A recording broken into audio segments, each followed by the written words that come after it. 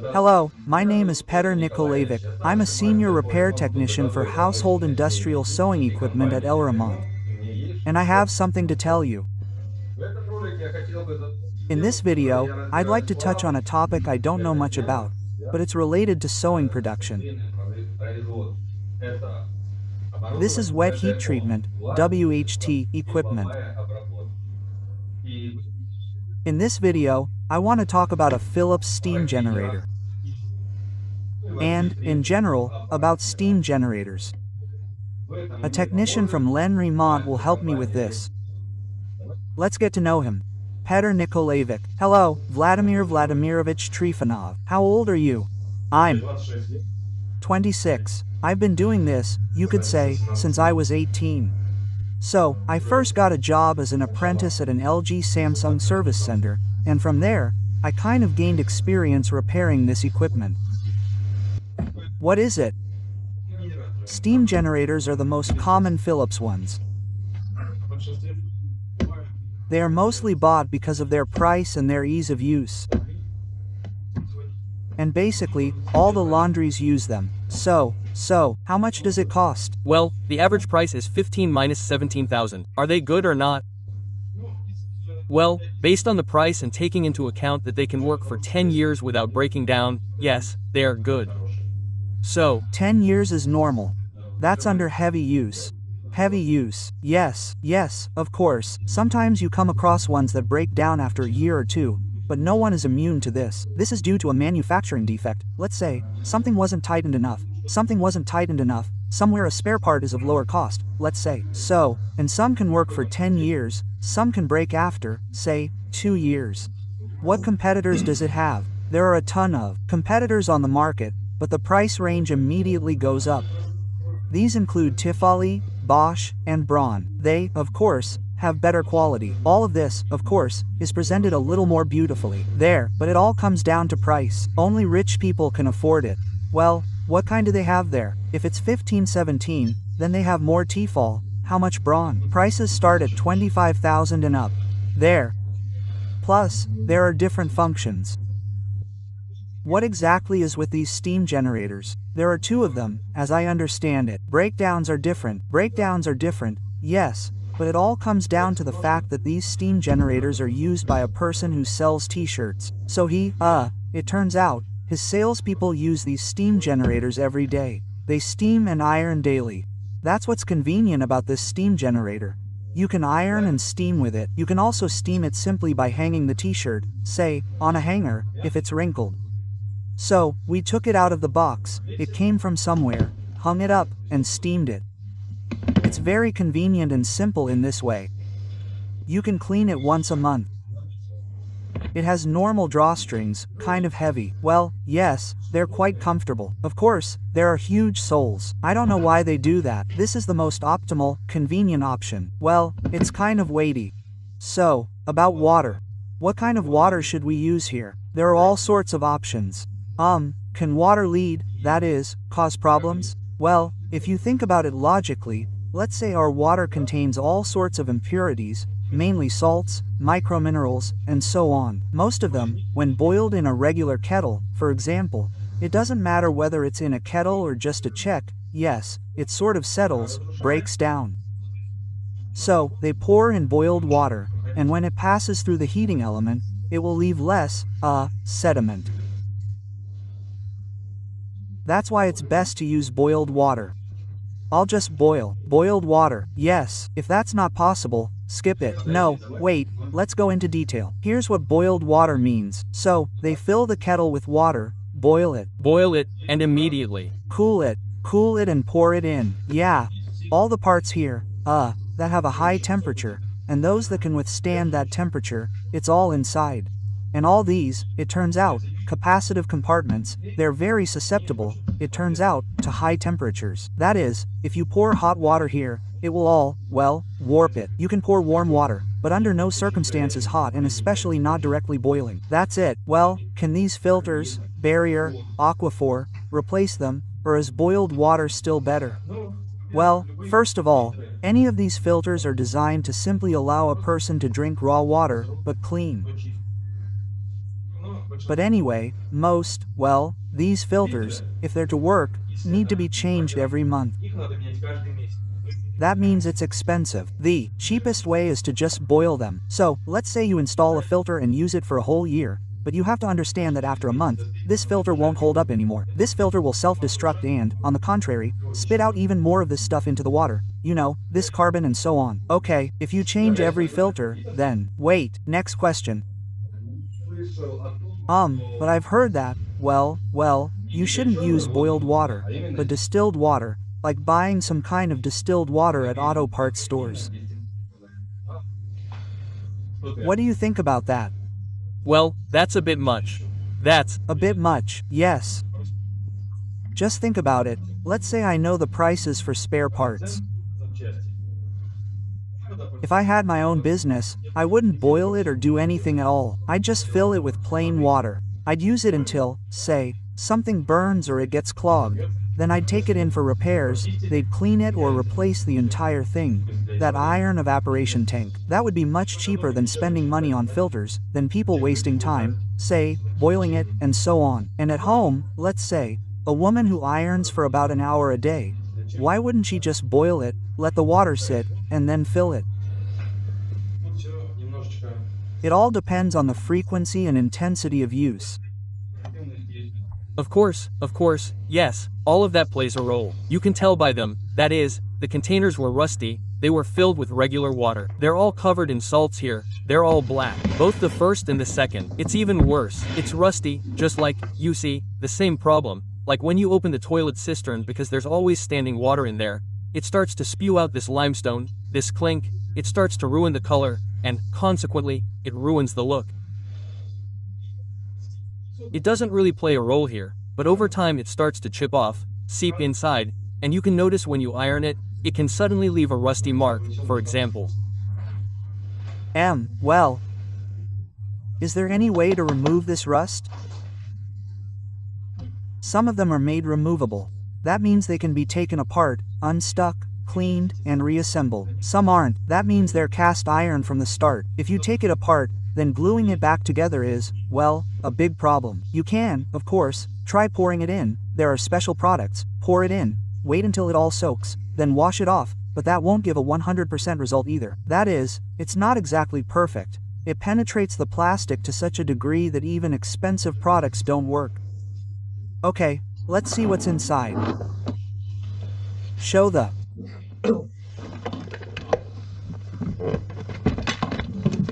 side.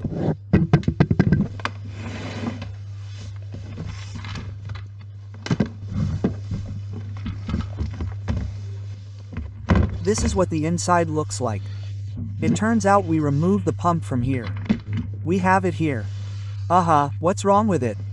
I mean, I can't figure it out. I mean, this is a separate part, right? It's purely used as is. I thought there was only this inside here. Okay, fine. Go ahead and tell me what's inside here. The control board, the bar supply valve, the pump, and then the tank itself. There are heating elements and a temperature sensor underneath. That's how it all works. Power comes in, the board, and underneath it is the processor. It, reads information from the sensor, like what position it's in, what temperature it's currently at, basically a heating element. If it's cool, it immediately turns on the heating elements and starts heating up. When it reaches a certain temperature, it activates the pump. The pump adds the required water. So, it pumps from this reservoir into this. Yes, it takes from the tank using the pump and pumps a small amount here. It then heats up here and finishes heating up. There. And by pressing the button on the handle itself, this valve opens and water is supplied through the hose. It creates a kind of steam blast. That's it. But the main thing is, to avoid any drips at all, to have pure steam, the sole plate must be working. Sometimes, for example, there seems to be steam, but droplets still drip. The droplets drip because the sole plate isn't working. That happens too. Most people bring in for repairs because the button isn't working. Or this button burns out because it's being pressed too hard. So, the person ironing it doesn't notice and presses it so hard that it's pressed further than it should be. Everything here is plastic. It's made securely, of course, but people have different grips, so some overdo it and break it. When you press it, this valve opens. It's the main element that holds back the steam.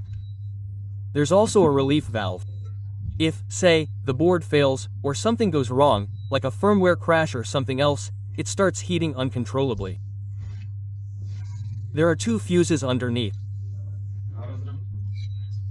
Apparently, there are also reusable thermal fuses. So, if the temperature exceeds a certain limit, say, 150 degrees, 200 degrees, they trigger, open, and it simply stops heating. Even if they don't trigger, there's a relief valve here, so everything is made securely. In cases like this, where it explodes right in your face and so on, I haven't really heard of it. Of course, there were elements, but people got into it themselves, tinkered with something, and that's why it happened. It's as if the company had everything planned out. It's quite safe in that sense. There's a relief valve. And if, it exceeds, let's say, it produces a steam blast of 3 to 5 points, well, depending on the model. Well, if it exceeds it, well, like the burst containment, this pressure, it will rupture. That's why there's a relief valve. The steam blast will hit you downwards through the relief valve. That's it. That is, if during operation you see that steam is spurting out from underneath it, it means something went wrong and the relief valve was triggered. But that's very rare. There, well, that's valuable advice. What exactly is wrong with this steam generator? What exactly is in this one? These are the pumps that are installed. There's no impeller or anything here. The system is very simple. A magnetic coil, and inside there's a magnetic rod, spring-loaded. And because the magnetic coil tries to push it back into place, and the spring doesn't let it, it starts moving this chaton inside and thereby pumping water, which turns out to be very simple. But inside there are a number of rubber bands responsible for this kind of sealing sequence. That's it. And the smallest of them simply crumbles over time. The same thing affects the fact that the water is of poor quality. Rubber also deteriorates if the water is bad. So it simply crumbles to sand. And since it doesn't hold this part, the pump works, it hums and all that, but there's no pumping. Even if you remove it, it turns on, it will pump, but it no longer has the same power. It doesn't pump. There's a check valve here to prevent heated steam from flowing back through the pump. That is, to prevent steam from escaping into the tank, and there are several layers of protection here too. First, there's a check valve here, then here in the hose, in this special adapter, there's also a check valve to prevent steam from escaping. Here's the cost of such a repair. Well, how much does this part cost for Philips steam generators? Well, is it a spare part or is there no problem? There aren't any problems, really. The problem is that spare parts are quite expensive. Generally, steam generators are not cheap to repair. All the spare parts are needed. Well, you have to understand that there are different quality levels. If you take, say, original parts, yes, the repair will be expensive. But, let's say, this original pump starts at $4,000 on their website. On the Philips website, right? Yes. Also, this valve assembly costs about $4,000.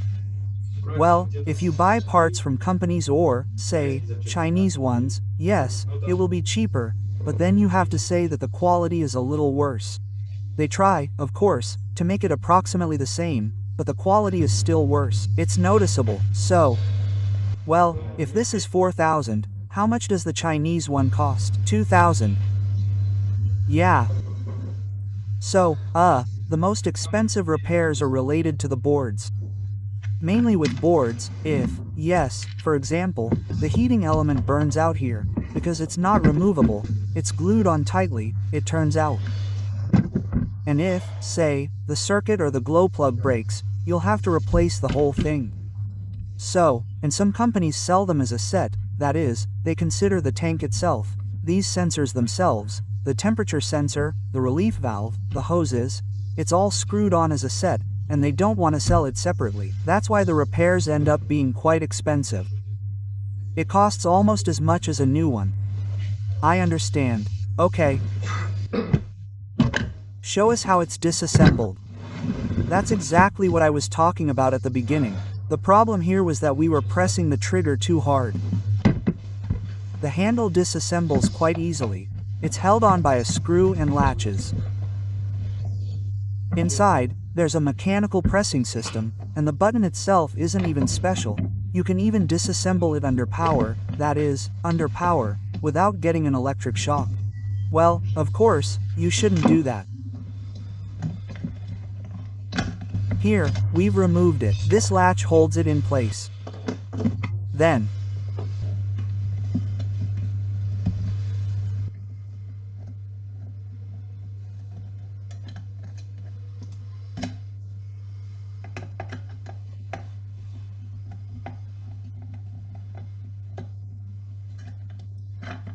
everything comes off. You can even disconnect it for convenience, but that doesn't really interfere. There's an indicator here, basically, showing, heated up, not heated up, ready, not ready, and here it's also in progress. Ready, not ready steam. So, there are indicators. You can use them to judge whether the steam generator is ready for use or not. The button is very light because it only gives a signal. So, there's no special voltage going through here. It's just a signal button that sends a command to the processor.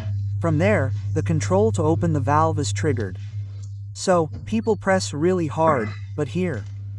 Even if your hand is wet and you grab it and water somehow gets in and connects to these wires, you won't get an electric shock, don't worry. So, this on-off switch is more complex, so pressing harder won't do any good. Yeah, so, you can just press lightly and that's it. There's no such thing as having to press all the way down. That's it. And some people don't use this to control anything. Yeah, some people have this idea. I pressed harder, so more steam will come out. No, the steam will come out just the same. You just have to press it more carefully. And then there's this button itself. If you order it, from the manufacturer, it'll be very expensive. They usually send it complete with this part, everything. I do it more simply. I take a regular standard paper clip, melt it inside, glue it, and it becomes kind of rigid. And it's what actually does the pressing. That's it. It doesn't perform any other function. And initially, it was broken. Broken because people pressed too hard, and it was originally plastic. It's all plastic. Plastic, thin. There's also some plastic here, because the temperature here is constantly higher than it should be. This plastic, it's quite brittle. That is, it dries out, and becomes brittle. Even if it broke off and you took it apart at home yourself and tried to glue it back on, it won't help. That's it, because the plastic itself has lost its properties, and when you just pick it up in your hand, it crumbles. That's it. And these parts, they're even more like, well, that is, you modernized it, right? Yes, I did, and it will last forever, sort of. That's it, and the repairs ended up being cheaper, sort of, and more reliable. That's it. Then there are the hoses. You see, everyone has this problem.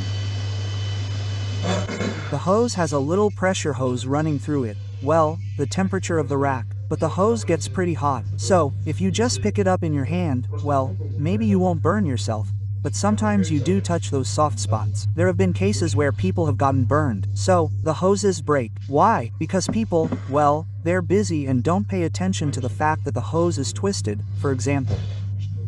Things like this happen. They install, say, something, they adjust the hose, like they just installed it here. It's not designed for that. That's it.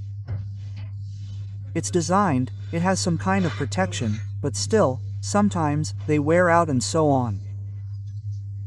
Everything in these steam generators is very simple. Why are they simple and convenient?